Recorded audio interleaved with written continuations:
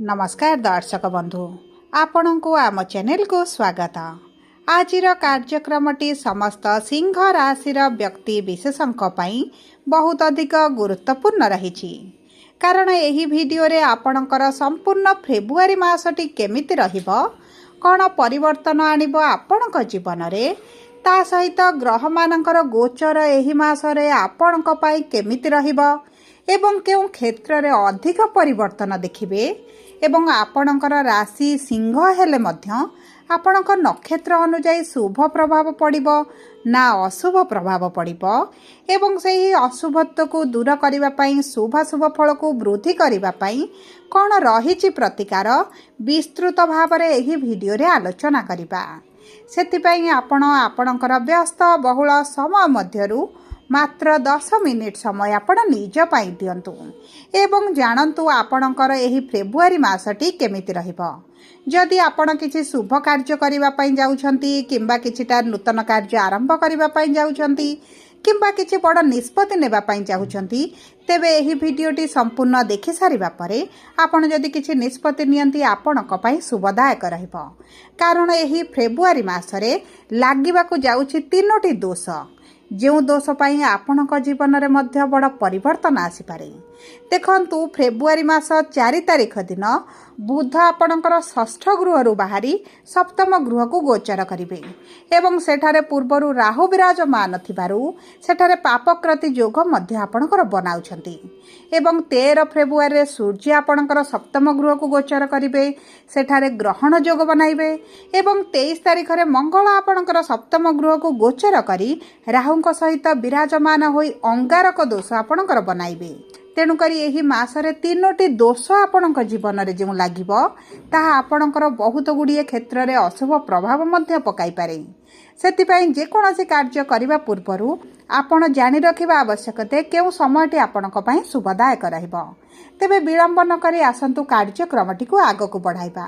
किंतु आपणकर जदि सिंह राशि होइथाए एवं आपण भी ईश्वर को आंतरिक भक्ति एवं विश्वास करंती तेबे वीडियोटी को लाइक करंतु कमेंट बॉक्स रे जय जगन्नाथ जय मां लक्ष्मी अवश्य लिखि दियंतु। ता सहित आम सह जोगाजोग करिबा पई वीडियोर मध्य भाग रे एक व्हाट्सएप नंबर टी दिया जाइछि जो नंबर साहाय्य आपण आम सह जोगाजोग करी निजर नूतन कुंडली प्रस्तुत करि परिबे कुंडली विश्लेषण कराई परिबे किंबा आपणकर चाकरी विवाह व्यवसाय प्रेम संपर्क शिक्षा स्वास्थ्य को नहीं किछि समस्या रहिछि ताहार सहजरे एवं स्वल्प मूल्य रे समाधान करि परिबे। सेतिपई आपण आम सह वीडियोर शेष पर्यंत जोड़ी होई रुहंतु एवं व्हाट्सएप नंबर माध्यम आम सह जोगाजोग करी निज समस्यार समाधान करंतु। एबे आसंतु कार्यक्रमटी को आगक बढ़ाइबा एवं सर्वप्रथम जानिबा आपणक राशि रे नवग्रहंकर स्थिति केमिति रहिछि।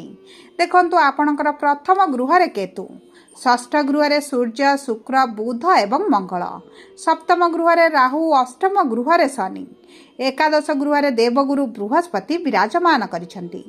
किंतु मने रखंतु जे आपणकर शनिकर 28टी चलिछि जे कारणरू शनिकर प्रभाव आपणक उपरे बहुत अधिक रहिबो। तेबे सर्वप्रथम जानिबा आपणक कर्मक्षेत्र किभଳି रहिबो। देखंतु कर्मर गृहर स्वामी हेउचंती शुक्र जे आपणकर षष्ठ गृह रे विराजमान होइछंती किंतु 6 फेब्रुआरी दिन आपणकर सप्तम गृह केंद्र को गोचर करिवे एवं सेठारे निज मित्रर राशि रे मध्य विराजमान करिवे। तेणु करी आपणक कर्म क्षेत्र रे कोनोसी भी समस्या आपण देखिबे नाही। आपणक कर्म क्षेत्र रे आपणको शुभ फल प्राप्ति हेबो। ता सहित देखंतु जेहेतु आपणकर राशि रे स्वामी सूर्य आपणकर षष्ठ गृह रे अछंती एवं 13 तारिख दिन आपणकर सप्तम गृह को आसी ग्रहण जोगटी बनाइबे। आपण जदि किछि नूतन कार्य करिबा पई चाहुछंती तेबे आपण 13 तारिख पूर्वरु करिनेले आपणक पई शुभदायक रहिबो। जदि किछि कार्य आरंभ करिबा पई चाहुछंती किबा किछि इनोवेशन करिबा पई चाहुछंती किंबा आपणकर किछि जॉब रिलेटेड परिवर्तन करिबा पई चाहुछंती तेबे 13 तारिख पूर्वरु करिले आपणक पई अति उत्तम रहिबो। किंतु मने रखंतु 23 तारिख पर जदि आपण किछि बड़ निष्पत्ति न नियंती तेबे आपणक पई अति उत्तम रहिबो। कारण आपणकर भाग्यर स्वामी हेउछंती मंगल जी आपणकर 23 तारिख पर अंगारक योग बनाइबा पई जाउछंती। तेणु करी जदि आपण अर्थ केउंटी इन्वेस्ट करूछंती किंबा नूतन कार्य आरंभ करिबा पई चाहुछंती किंबा किछि जॉब रे जॉइन करिबा पई चाहुछंती किंबा जॉब रिलेटेड किछिटा परीक्षा देउछंती, इंटरव्यू देउछंती, एंट्रांस देउछंती, आपणको एते उत्तम फल प्राप्ति हेब नाही। ताहा सहित देखंतु जदि आपणको कर्म क्षेत्र रे किछिटा प्रमोशन बाकी थिला किबा किछि सैलरी इंक्रीमेंट होबार थिला तेबे आपणको पई भल रहिबो। कारण देवगुरु बृहस्पति आपणकर एकादश गृह रे, लाभर गृह रे, प्रॉफिट र गृह रे विराजमान करिसेंती। किबा देखंतु जदि आपण पार्टनरशिप रे किछि कार्य करूछंती किबा आपणकर दैनिक रोजगार रहिछि, डेली डेली इनकम करूछंती, तेबे आपणको पई बहुत अधिक शुभदायक रहिबो। कारण आपणकर सप्तम गृहर स्वामी हेउछंती शनि, जे आपणकर अष्टम गृह रे विराजमान करिसेंती एवं शनि आपणकर अष्टम गृह रे शुभ फल प्रदान करंती। विशेष भाव में आपणको कर्मक्षेत्र संबंधित आपणकर किछिटा अधिक ज्ञान आहरण करि पारंती किबा आपणकर किछि पार्टनरशिप व्यवसाय रे जदि समस्या चलिथिला ता मध्ये आपणकर दूर होइछबो। ता सहित जदि आपण विदेश जावाक चाहूतिला आपणको कार्य को नै किबा आपण विदेश रे पूर्वरु रहिछंती तेबे आपणकर करियर रे मध्ये परिवर्तन आसीबो। आपणको विदेश जिबार जदि किछि समस्या चलिथिला ता आपणकर दूर होइछबो। देखंतु आपणकर जे कोनोसी बड़ निष्पत्ति नेबाक चाहूछंती 13 तारिख परे नेले आपणको मध्यम धरणर फल प्राप्त हेबो। 23 तारिख पर जदि आपण किछि निष्पत्ति नियंती तेबे आपणको एतेटा शुभ फल प्राप्त हेबो नाही। एबे आसंतु जानिबा किपरि रहिबा आपणकर आर्थिक क्षेत्र। देखंतु अर्थर गृहर स्वामी हेउछंती बुध, जे आपणकर षष्ठ गृह रे विराजमान करिसंती, किंतु आपणकर 4 तारिख दिन सप्तम गृह को आसी पापकृति जोग आपणकर बनाउछंती, जे कारणरू आपणकर इनकम हेबा सहित आपणकर खर्च मध्य बढ़ी जिवो। एभली आपणकर संचय मध्य कमी आपणकर आय तुलन रे व्यय मध्य टिके बढ़ी पारे। सेति प्रति आपणको टिके दृष्टि देबाक पड़िबो। एही समय मध्य जदि आपण किछि करज न करंती किबा किछि लोन न आनंती तेबे आपणको पई उत्तम रहिबो।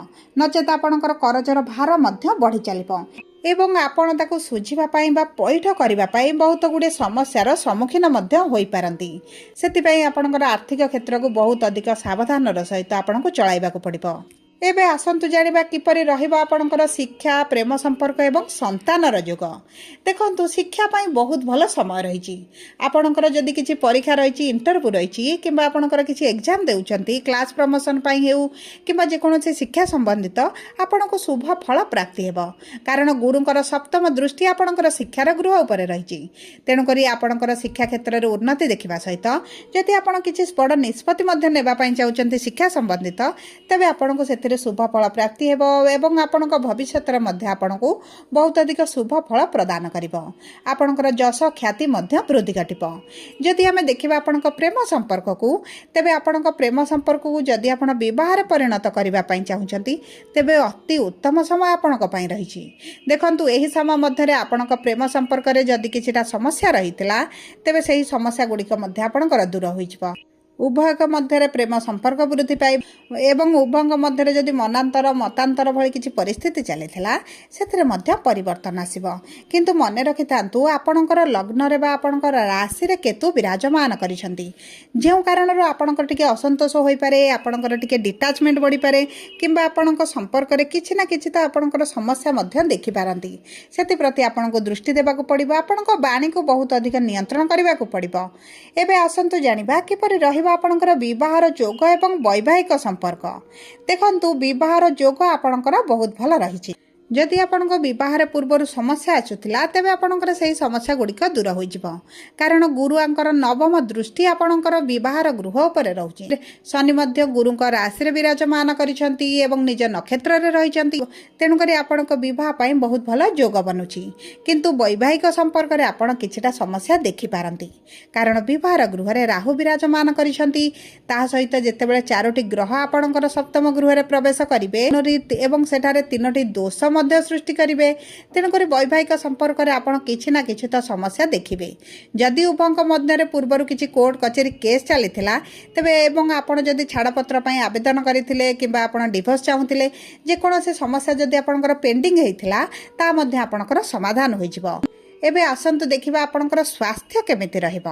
देखंतु स्वास्थ्य आपणकर कुंडलीर प्रथम गृह रु जणा पड़े एवं आपणकर प्रथम गृह रे केतु विराजमान करिसंती।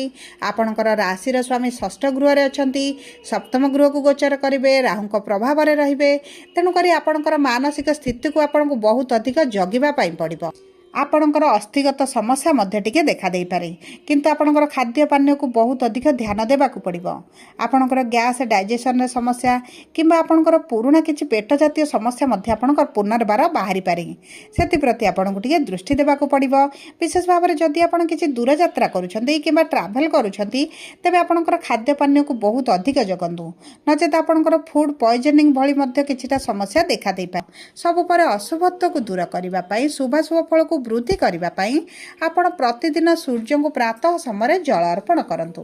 ତା ସହିତ ଯଦି ଆପଣଙ୍କର ମଘା ସିଂହ ହୋଇଥାଏ 10/5 ଏବଂ ଆପଣଙ୍କର ନକ୍ଷତ୍ରାଧିପତି କେତୁ ହୋଇଥିବାରୁ ଆପଣ ପ୍ରଭୁ ଗଣେଶଙ୍କର ପୂଜାର୍ଚ୍ଚନା କରନ୍ତୁ ଏବଂ ମାତା ଦୁର୍ଗାଙ୍କର ମଧ୍ୟ ପୂଜାର୍ଚ୍ଚନା କଲେ ଆପଣଙ୍କ ପାଇଁ ଅଧିକ ଶୁଭଦାୟକ ରହିବ।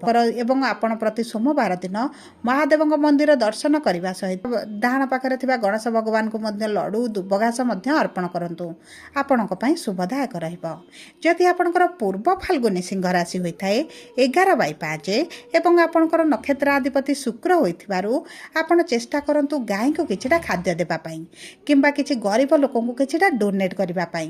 ଆପଣ ବ୍ଲାଙ୍କେଟ୍ ହୋଇପାରେ, କିଛି ଖାଦ୍ୟ ହୋଇପାରେ, ଆବଶ୍ୟକ ସାମଗ୍ରୀ ହୋଇପାରେ କିମ୍ବା ଛୋଟ ଛୋଟ କନ୍ୟାମାନଙ୍କୁ ତାଙ୍କର ଶିକ୍ଷା ସମ୍ବନ୍ଧିତ ଯଦି କିଛି ଜିନିଷ ଦାନ କରନ୍ତି ଆପଣଙ୍କ ପାଇଁ ଅତି ଉତ୍ତମ ରହିବ। ଯଦି ଆପଣଙ୍କର ଉତ୍ତର ଫାଲ୍ଗୁନୀ ସିଂହ ରାଶି ହୋଇଥାଏ 12/5 ଏବଂ ଆପଣଙ୍କର ନକ୍ଷତ୍ରାଧିପତି ସୂର୍ଯ୍ୟ ହୋଇଥିବାରୁ ଆପଣ ସୂର୍ଯ୍ୟଙ୍କୁ ପ୍ରାତଃ ସମୟରେ ଜଳ ଅର୍ପଣ କରିବା ସହିତ ହୃଦୟ ଆଦିତ୍ୟ ସ୍ରୋତ ପ୍ରତିଦିନ ପାଠ କରନ୍ତୁ ଏବଂ ଚେଷ୍ଟା କରନ୍ତୁ ପାଖରେ ଏକ ନାଲି ରଙ୍ଗର ରୁମାଲଟେ ରଖିବା ପାଇଁ କିମ୍ବା ଚେଷ୍ଟା କରନ୍ତୁ ଆପଣ କଳା ରଙ୍ଗର ବସ୍ତ୍ରଠାରୁ ଦୂରରେ ରହିବା ପାଇଁ। ଆପଣଙ୍କ ପାଇଁ ଅତି ଉତ୍ତମ ରହିବ। ଯଦି ଆପଣଙ୍କର ସିଂହ ରାଶି ହୋଇଥାଏ ଭିଡ଼ିଓଟି କିଭଳି ଲାଗିଲା କମେଣ୍ଟ ବକ୍ସରେ ଲେଖି ଜଣାନ୍ତୁ। ଧନ୍ୟବାଦ।